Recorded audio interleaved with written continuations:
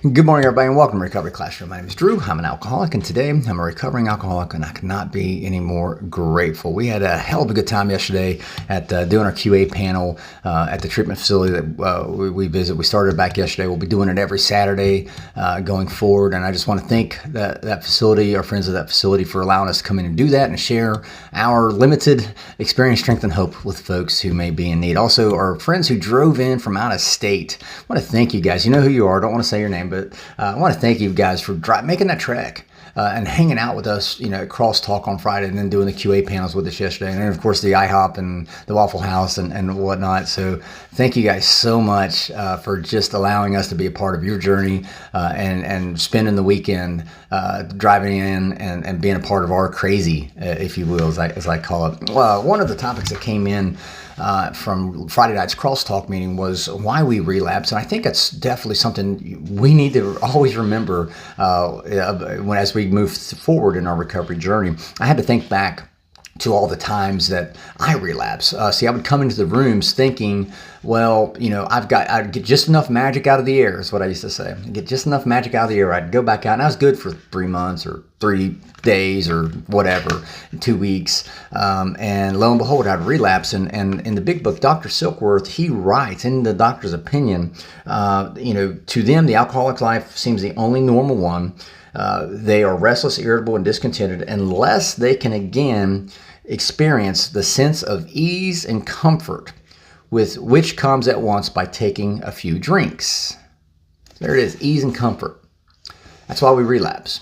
What he's talking about here is relapse. He even goes on to kind of get a little bit more into it. After they succumb to this desire, the phenomenon of craving develops as they pass through the well-known stages of a spree, emerging remorseful with a firm resolution to not drink again. This is repeated over and over. There's your relapse right there, but it starts with that ease and comfort. We're irritable, restless, and discontented. We're seeking that ease and comfort. So that's the written version of why we relapse. We're seeking something.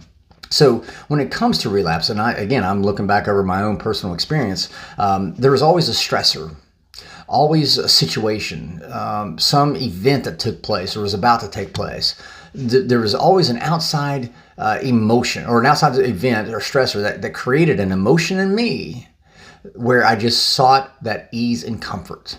I sought that ease and comfort, as Dr. Silkworth writes in the big book. And make no bones about it. It wasn't because this happened or this stressor or this event or this information took place that I relapsed. No. I relapsed because of me. I relapsed because of me. Because I was seeking that ease and comfort. Let me point this out to you. The stressor that you may be facing, the event that you may be staring at and kind of stressed out about, if you will, it's still going to be there whether you're sober or not, whether you're high or not. It's still going to be there. And Silkworth writes in his opinion how we usually make it worse whenever we get high or we get drunk. So when we start, we go back into that cycle of insanity. We take that first drink, we take that first hit, and next thing you know, we're out on a spree. And then when we come out of the spree, we realize that stressor that we claim made us go back out, that stressor just got 10 times worse. 10 times worse. It doesn't matter if it's a stressor or event. It's going to be there whether you're drunk or not, whether you're sober or not, whether you're clean or not. It's going to be there. And whenever we made the decision to get clean and sober, and I said this all the time, when we made that decision to get clean and sober, there is an implied acceptance. I'm accepting the responsibility that I'm going to deal with these emotions.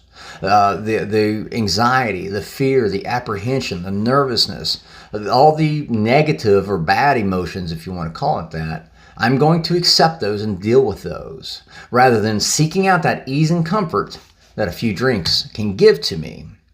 At the end of the day, the reason why we relapse is not because of any one thing or any one situation. It's because of us. It's because of me. That's why I relapsed. And the big book, it talks about this in chapter 3, matters of fact. We relapse long before I ever take that first drink. I relapse up here. I relapse up here because I start making excuses. The big book is very clear about this. The main problem with the alcoholic center is in his mind rather than his body. Well, that's this guy. That's me. I start thinking, oh, I'm good. I'm good. I can manage now. I've learned how to control my drinking. That's the biggest lie I've ever told myself.